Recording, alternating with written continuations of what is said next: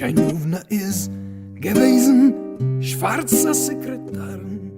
Hola oyentes de Radio Sefarad y bienvenidos nuevamente a Yiddishlandia, esta sección en la que nos lleva de la mano don Ángel Luis Encinas Moral. ¿Qué tal, Ángel? Muy buenas tardes, Jorge, muy buenas tardes, queridos oyentes. Bien, ¿y vosotros? Nosotros vamos a hacer hoy la última entrega del 2016, que aparte justamente es el año del centenario de la muerte de este personaje del que vamos a hablar hoy, que creemos que ya todo el mundo conoce de alguna manera, incluso algunos que ni saben que lo conocen porque solamente han visto una película como El violinista en el tejado. Por ejemplo. Entonces, sí. La historia en que se basa El violinista en el tejado son los cuentos de Tevi el Lechero que escribió Sholem Aleichem. Así es. Que no se llamaba Sholem Aleichem. No, Sholem Aleichem se llamaba Sholem Nahumovich Rabinovich. Uh-huh. Nació en Pereyaslav Jimelnitsky en 1859 y desde muy joven sintió unas enormes ganas de escribir y además de escribir en yiddish. Uh-huh. Y esto es importante, ¿por qué? Porque lo primero que él hizo como autor literario fue una traducción al yiddish de Daniel Defoe, de Robinson Crusoe de Daniel Defoe, cuando tenía solamente 15 años. Uh-huh. O sea que, señores oyentes, esta vez sí que Yiddishlandia hace honor al nombre de la sección, porque este personaje, Sholem Aleichem, es uno de los más importantes que ha producido la lengua en yiddish, porque es el que ha revitalizado y ha creado esta nueva literatura, ¿verdad? Exacto. Sholem Aleichem podemos decir que es el individuo, el escritor, el creador que convierte el jargón, la jerga judía de Europa Central y Oriental en una lengua literaria. Este es el gran mérito de Sholem Aleichem. Uh-huh. Además, Sholem Aleichem es un hombre con una gran capacidad de síntesis de todo lo que encuentra en el medio en que vive. Él crece en la región de Poltava. Poltava es una región donde se mezclan muchísimo e interaccionan en esta época el mundo judío y el mundo ucraniano, que curiosamente se convierten a la vez en lenguas literarias. Sholem Aleichem, además, es un hombre que termina la escuela muy joven, con 17 años, y comienza a enseñar a diferentes familias judías todo lo que él ha aprendido en la escuela. ¿Era una escuela general o una escuela judía solo? No es un heder ya, sino que es una escuela, diríamos, civil. Sí, sí. Es decir, donde se estudia precisamente en ruso y se estudia en hebreo. No olvidemos que la lengua oficial en aquella época era el ruso, porque Poltava pertenecía al Imperio Ruso. O sea que vive en una zona que hablan ucraniano, le enseñan ruso y hebreo, aunque él habla en yiddish. Aunque él habla en yiddish. Y lo más curioso de Sholem Aleichem es que, aunque va a escribir fundamentalmente en yiddish, es lo que va a hacer él es traducirse a sí mismo del yiddish al ruso, con el fin de darse a conocer también en ese medio en aquellos tiempos. Uh-huh. Precisamente dando clase va a conocer a su futura mujer, Golde Wolga Loeb, hija de un acaudalado comerciante, que cuando se da cuenta de que su hija y Sholem Aleichem están enamorados, corta la relación, lo despide, pero a pesar de todo, en 1883 Sholem Aleichem se acaba casando con Golde Loeb y acaba teniendo una familia de 6 hijos. Ujú. Para mantener a una familia de ese calibre había que hacer un esfuerzo extraordinario a nivel laboral. Y él se dedica a diferentes profesiones, desde maestro a gobernante, y finalmente acaba dedicándose también a la inversión en bolsa. Que esa es la gran metida de pata de Sholem Aleichem. Que esa es la gran metida de pata de Sholem Aleichem, pero con el paso del tiempo no es inminente. O sea, al principio sí que podía vivir de eso, sacaba Al beneficios. principio sacaba beneficios, pero curiosamente Sholem Aleichem, cuando fallece el suegro, hereda una enorme fortuna. Pero esa fortuna, curiosamente, la pierde cuando empieza a financiar, paradójicamente, publicaciones como la revista Vashod en Odessa, donde empiezan a publicarse los jóvenes escritores en yiddish. Ujú. Y también, evidentemente, con lo que se arruina. Sholem Aleichem es con la Jüdische Volksbibliothek, es decir, la biblioteca popular o biblioteca nacional judía, donde paga unas cantidades enormes a los jóvenes autores en yiddish, con lo cual en un par de años, con 2 operaciones que hace en la bolsa, también se queda en la más completa ruina. Y curiosamente, en esta ruina es donde le viene la inspiración a Sholem Aleichem. Y aparte el tema de la ruina y la inversión en bolsa lo va a utilizar también en su literatura. Claro, no. Él, vamos a ver, un poco diríamos que en ese sentido es como hará posteriormente García Márquez. Es decir, Sholem Aleichem lo que va a llevar a todas sus obras de esta época, Dos Piedras, Yossi el Ruiseñor o el gran Menachem Mendel, Que es este inversor desafortunado. que es este inversor desafortunado, es precisamente todo el ambiente del Stettel judío de esa Ucrania del último cuarto sea, tú dirías, del siglo XIX. Invirtiendo el tiempo, tú dirías que era el Shtetl Anatevke, era el Macondo de Sholem Aleichem. Exacto. Ujú. Exacto, es decir, es ese estilo literario. Además, curiosamente, sobre todo la figura de Menachem Mendel, yo creo que fruto de una lectura de la edición del Quijote en ruso, que sale en Varsovia en 2 tomos en 1889. Es decir, Menachem Mendel es una adaptación de nuestro Don Quijote de la Mancha a ese mundo judío. Bueno, un antihéroe. Exacto.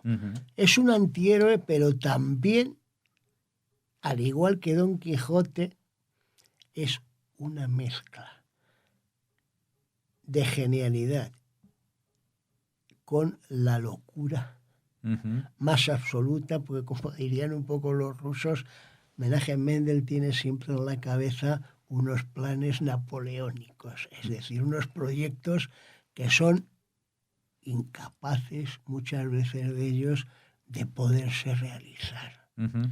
Es un soñador como el Quijote también. Es un soñador como el Quijote y además, al igual que el Quijote, también él transmite todo ese pensamiento a la persona más directa que tiene, en este caso a su esposa, a la cual le relata todos los pormenores habidos y por haber de ese supuesto Stettel, Karsilovka, donde transcurren toda una serie de aventuras de la vida cotidiana judía. Ujú.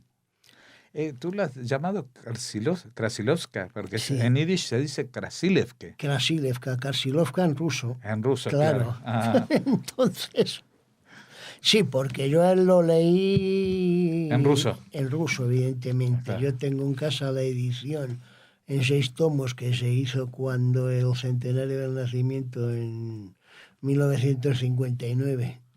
y ahora Moscú. estamos en el centenario de la muerte, justamente. Y ahora estamos justamente en el centenario de la muerte. Sholom Aleichem también es un hombre con una gran visión social y política. En 1888 se afilió a Jovevei Sion, la primera organización sionista que promulgaba la emigración al territorio de Eretz Israel Entonces, en hermano Soto, Rusia. entonces todavía en el Imperio Otomano. Claro, estamos hablando del Imperio Otomano. Y además un hombre que se entusiasmó tanto con el sionismo que incluso fue delegado al 7º Congreso sionista que se celebró en La Haya. Y hay unas magníficas fotos de Sholom Aleichem con los delegados en ese congreso. Sholom Aleichem también es un gran viajero. De 1907 a 1914 cruzó el Atlántico 4 veces. Mm. Él, además, fue un hombre muy demócrata y muy luchador, especialmente a partir de los pogromos que tienen lugar en Rusia en 1903 en Kishinev y en 1905 en Kiev, cuando la primera gran revolución rusa. De hecho, tras estos pogromos, él se marcharía a Suiza, instalándose en Ginebra. Y de allí se iría a Alemania. De Alemania volvería a Rusia en 1908, precisamente con el fin de asistir a la conferencia yidishista célebre de Chernovtsi, en ¿Qué? Ucrania también, pero en la Ucrania occidental. Pero que es de donde también hay muchísimas imágenes de él con grupos de autores judíos. Claro, sí, él se retrató con todos los grandes autores judíos, como Yitzhak Leibush Pérez, creo que estaba en con la Pérez, foto. está con Solomás, está con Solomansky, es decir, prácticamente con todos los grandes, Mendele Moijer Sforin, es decir, él tiene una gran publicidad, no solamente en Europa, sino también en América. De hecho, cuando iba a esta conferencia de Chernovtsi, que es la conferencia que tiene lugar en el año 8, donde se reúnen todos estos grandes autores yidishistas, él no pudo ir porque precisamente en Baranovich, en Bielorrusia, contrajo la tuberculosis y se tuvo que quedar 2 meses en un hospital de Baranovich hasta que se curó. Y esta sería la última vez ya que estaría en Rusia. De allí se marcha a Alemania de nuevo y allí estaría hasta 1814. En 1914. Perdón, 1914, cuando al estallar la Primera Guerra Mundial las autoridades alemanas lo expulsaron a Dinamarca. Porque él estaba como ciudadano ruso. Porque él era ciudadano ruso, con lo cual pues tuvo que irse a Copenhague y desde Copenhague ya se marchó a los Estados Unidos. Uh-huh. Y en los Estados Unidos él lo que hace, entre otras cosas, pues es un poco una revisión de su propia obra. Fundamentalmente de 2 obras, Motel El hijo del Hassan, Ujú. que es una magnífica y extraordinaria descripción de cuál era la situación de la infancia judía pobre en el Imperio ruso, y otra obra que se llama Volviendo de la feria, que es su autobiografía. Ujú. Pero nos hemos saltado un libro con el que prácticamente abríamos este reportaje. Si hablamos de El violinista del tejado, el Eso personaje es. El de gran Tevye. personaje de Tevye es un personaje que lo va elaborando desde 1894 a 1914. Ujú. Son varios libros que habla de él. Es decir, son varios libros donde va hablando de la parte del relato Tevye el lechero, y en él lo que hace pues es una situación de cómo era la vida de las familias judías menesterosas en la Ucrania de aquella época, con la situación también y el papel de la mujer. Ujú. Él tenía 4 hijas, Cuatro hijas aparte que de su tiene él, esposa. y aparte de su esposa Golde, Ujú. con la cual, pues evidentemente, también tiene unos diálogos. Solo Aleichem en ese sentido es un hombre muy avanzado a su tiempo. Es decir, es un hombre que, contrariamente a lo que podría parecer en un medio tradicionalmente jasídico, él abogaba directamente por la igualdad de la mujer, tanto de las mujeres casadas como de las hijas. Ujú. Es decir, y planteaba además en su obra toda la cuestión de la ruptura precisamente con ese viejo orden.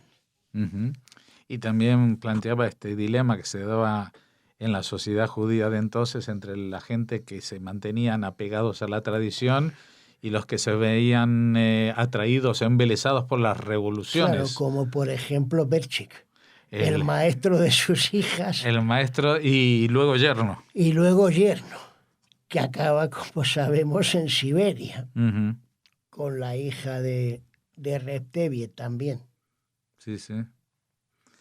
Estábamos hablando de la última parte de su vida que estaba en Estados Unidos, que por cierto, también entre otras cosas, eso ha permitido oír su voz en un par de discos de cilindros de cera que grabó, unas pequeñas cuentos, relatos. Uno de ellos justamente era sobre Tevye. Hay 2 relatos grabados en internet, disponibles. Sí, eso además, él allí también lo que hizo fue promocionar toda su amplísima obra teatral, gracias también a otra figura muy importante que era Abraham Goldfaden, Ujú. El el padre del teatro judío, digamos. el padre del teatro judío, primero en Odessa, luego en Jazz y luego ya en Broadway junto con Adler. Es decir, la obra de Sholom Aleichem sirve precisamente a estos emprendedores y empresarios teatrales judíos para pasar de un teatro basado fundamentalmente en temas bíblicos a un teatro judío en el cual se reflejan diferentes escenas de la vida cotidiana. Ujú. Creando una cosa, porque esto ya lo agrego yo, porque entonces toda la gente, todos los inmigrantes todavía hablaban yiddish y había teatros en yiddish y había algo muy importante que era la Second Avenue de Nueva York, que eran todos teatros y había muchas obras musicales que son la base de lo que hoy en día es Broadway. O sea, el Broadway que conocemos, toda la ola de musicales que nos invade hoy en día, nace de alguna manera también en estos primeros esbozos de teatro musical y con sketches y con situaciones. Y además con obras supercómicas como El Gran Sorteo, Los Buscadores de Oro, en las cuales el público se siente también muy autoidentificado. Ujú.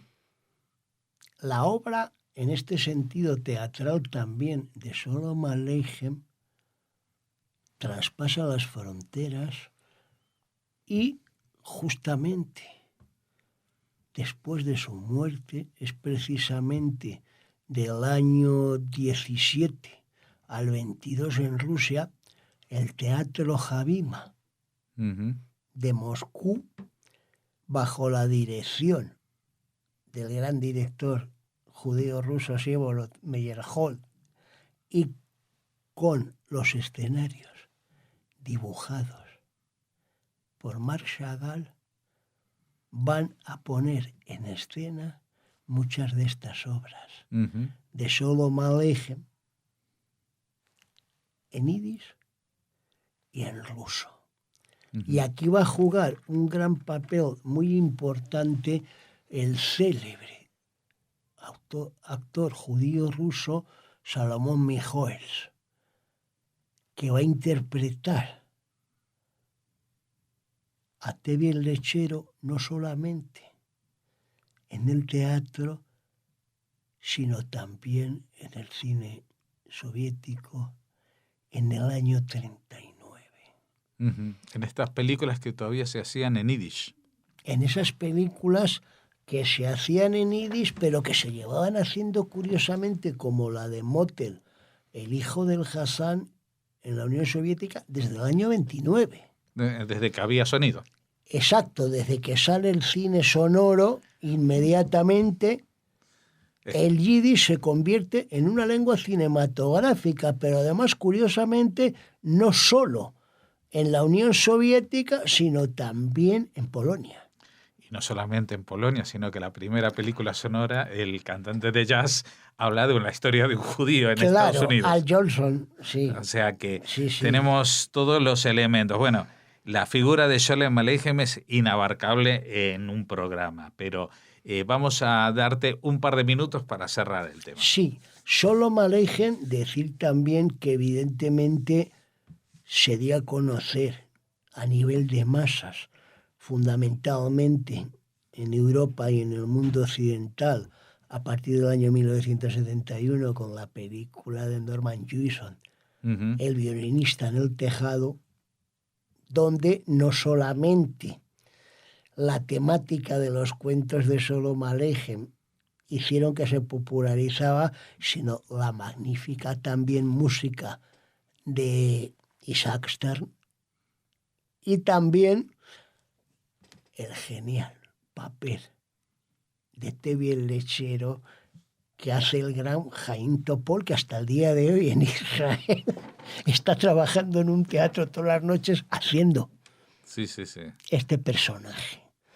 En España, la obra de Sholom Aleichem se dio a conocer también, y terminaría con eso, en el año 70, Ujú. en una traducción del inglés publicada por NIC en Madrid. No se sabe más quién es. Y no, es una editorial que se llamaba así, NIC, Ujú. y desde entonces hasta la actualidad prácticamente no se ha vuelto a hacer una edición de conjunto en España de la obra de Sholom Aleichem. Y yo creo que ya Ya va siendo hora. a ver si se anima Ya va alguien siendo hora. Esto y clama, nos echa una manita al y cielo. se puede hacer, porque es evidente que Sholom Aleichem, que habla muy bien en español de Argentina, porque prácticamente toda la obra está traducida En Argentina. en Argentina por David Duchovny y otros grandes traductores de los años 40 y 50, Ujú. pues en España está todavía... O sea que el Sholem Aleichem, que Muy conocen los oculto. españoles, habla con acento argentino todavía. Sí, Pues nada, algo es algo, aunque Claro. sea con acento argentino, Se puede conseguir leer Sholem Aleichem en español, Sí. se puede acceder por él en internet a muchos de las, Sí, de las obras. prácticamente está toda la obra. Prácticamente, de Sholem nosotros le Aleichem. recomendamos fervientemente, no es obligatorio hacer un curso para aprender Yiddish ahora, para poder acercarse a Sholem Aleichem. Primero conozcan la obra, después Sí. seguramente quedarán enganchados. Igual alguna vez se pueden apuntar a algún cursito sobre el tema. Sobre todo porque el mundo de Sholem Aleichem es un mundo ya que nos lo tenemos que imaginar como lectores. Pues ese mundo, como bien sabemos, desapareció. Ujú. Primero con la revolución de octubre del 17 y luego, evidentemente, claro, con la SOA, que acabó de exterminar las últimas raíces que quedaban del estete, la parte del antisemitismo soviético a partir del año 48 con el Tavares Stalin al frente, ¿no? Bueno, alguien dijo que mientras uno recuerde, las cosas no se mueren. Y mientras uno recuerde a través de los textos de Sholem Aleichem la vida judía que hubo en Europa en aquellos años, pues tampoco morirá. Muchas gracias, Ángel Luis Encinas Moral. Te volveremos a encontrar en 2017 y seguiremos hablando de Yiddishlandia y de los personajes del mundo de los judíos del este de Europa. Muchas gracias. Hanukkah Sameach a todos. Feliz fiesta de Hanukkah y feliz 2017 también, ¿no? Kaufte billig, Benemones. Kaufen hat auf mir Rachmones. Ratte wat von Hunger, mich erzählt.